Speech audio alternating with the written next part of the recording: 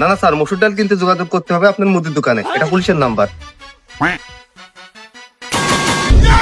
কি হয়েছে স্যার? আমরা থানা থেকে আইছি, এই বাড়িতে চুরি হয়েছে নাকি? রাকিব ভাইয়ের বাড়ি চুরি হয়েছে। এই রাকিব ভাই কিডা? এই বাড়ির মালিক। এ বাড়ির মালিক কে? আমি।